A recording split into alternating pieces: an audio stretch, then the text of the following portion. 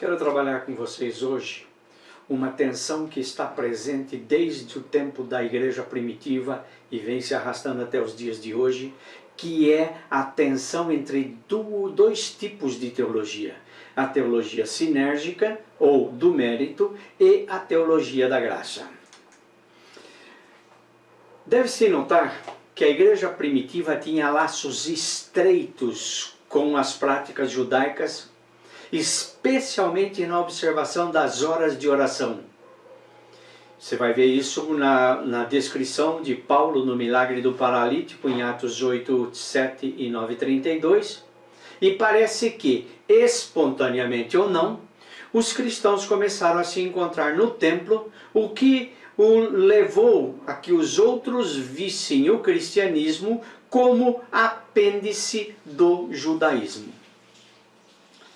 Parece que os apóstolos deram sua contribuição para que as coisas assim fossem vistas, como é, por exemplo, o caso de Pedro em Atos 10, e a necessidade da visão do lençol que desceu do céu quando ele se sentiu obrigado a ir à casa de Cornélio.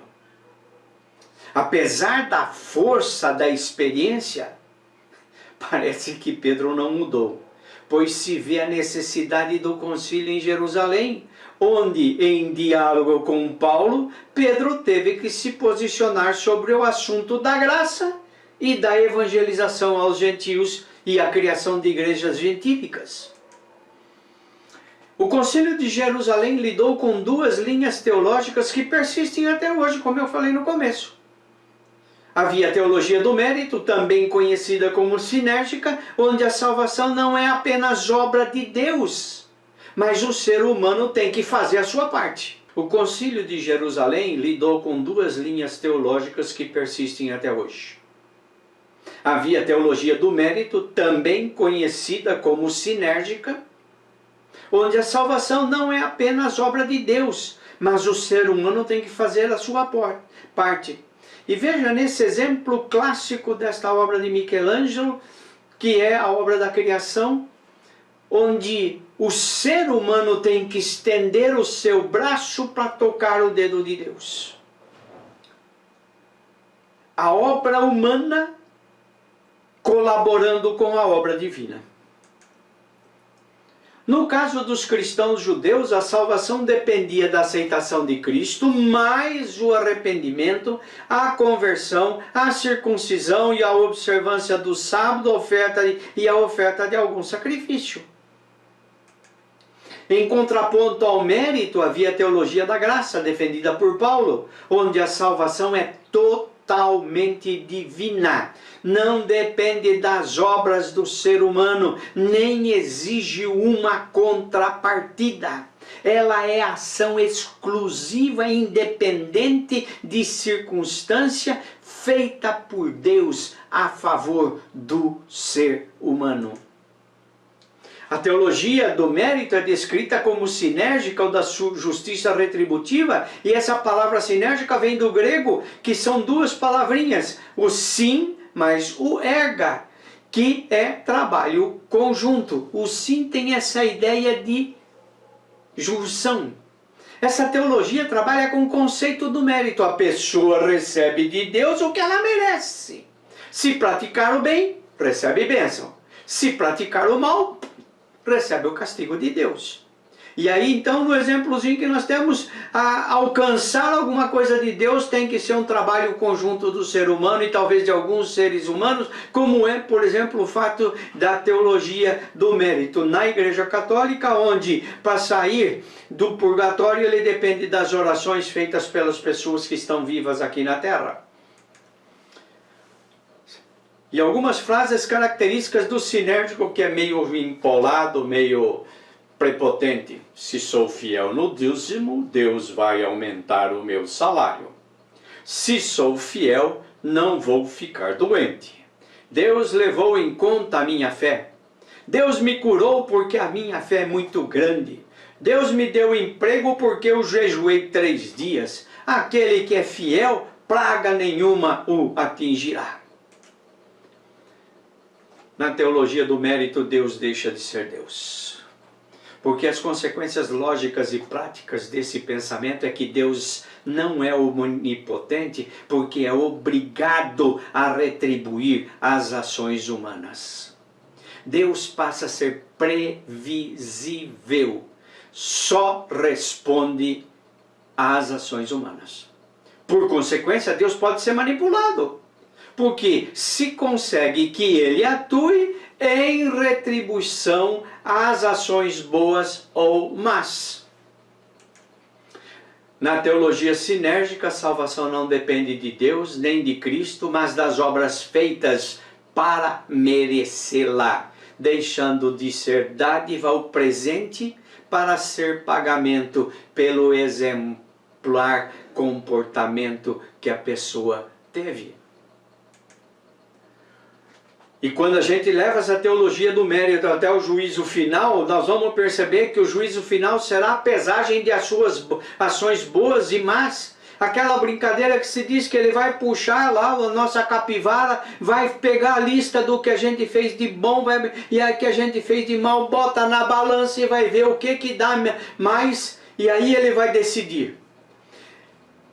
Esta ação de ir para o céu e inferno depende da balança.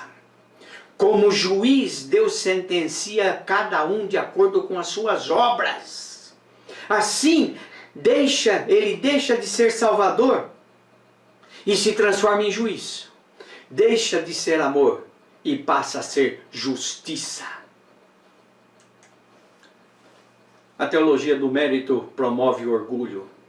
Eu sou bom, por isto Deus me abençoa.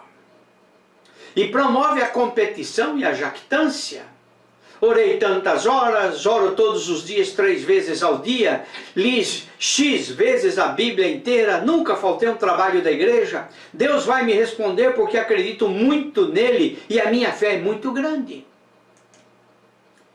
O culto na teologia do mérito se transforma em culto dos narcisos. Porque eles se transformam em palcos para a atuação desses sujeitos. Gente que vai à igreja para mostrar quão bons eles são. Eles são ávidos para fazer um solo, orar em voz alta, dar testemunho, contar uma bênção. Cacarejam o quanto Deus os está abençoando porque são merecedores. Fazem um rosário de testemunhos, cada qual querendo mostrar que é mais merecedor das bênçãos de Deus. Só que a graça, ela é imprevisível. Porque ela é o agir espontâneo de Deus. Aquilo que Deus faz sem que nada o motive ou obrigue a fazê-lo. A graça é o agir surpreendente de Deus porque nunca previsível. Nunca ninguém poderá dizer que a graça vai se manifestar em tal dia ou horário. A graça é como o vento. Está lá em João, no texto de João, quando ele diz assim: o vento sopra onde quer, ouves a sua voz e não sabe de onde vem nem para onde vai. O interessante é que lá a palavra para vento é ruach, que também é uma palavra no hebraico para sopro, vento, espírito. Pode ser usado em todas elas, e no grego permanece a palavra pneuma, pode ser traduzida como vento ou como espírito. A graça não pede licença, nem retribuição e nem mesmo um obrigado. A graça atropela, porque ela não pede licença. Ela faz mais do que imaginamos ou pedimos. Ela arregaça com os parâmetros da justiça humana, porque ela é ilógica. A graça independe das estrelas do mundo televisivo, desse mundo gospel, para se manifestar. Ela não precisa deles, ainda que possa usar. Mas a graça atua como quer, onde quer não pede licença, atropela. E eu poderia contar aqui uma série de exemplos de pessoas que eu conheço e de situações na minha própria vida, quando a graça me atropelou e quando a graça atropelou outras pessoas que eu conheço. Não há poço tão profundo que a graça não possa alcançar. Não há trevas tão escuras que a graça não ilumine. A incondicionalidade da graça se mostra que a graça não é resposta às orações feitas. A graça vem de onde menos se espera. A graça muda o caos em ordem, a briga em harmonia, a crise em abundância. Mas existe essa tensão eterna entre a teologia da graça e a teologia do mérito. A igreja primitiva, desde seus primeiros dias, conviveu com essa tensão entre mérito e graça. E a desgraça é que a teologia do mérito é a mais aceita e a mais pregada nas igrejas até o dia de hoje. A razão para isto é que as pessoas precisam acreditar que elas fazem algo para se salvar. Que a graça nos alcance, que a graça nos ilumine, que a graça nos liberte do conceito de que podemos fazer alguma coisa para que Deus nos recompense. Essa é a minha oração por você e pela igreja. Que Deus nos abençoe.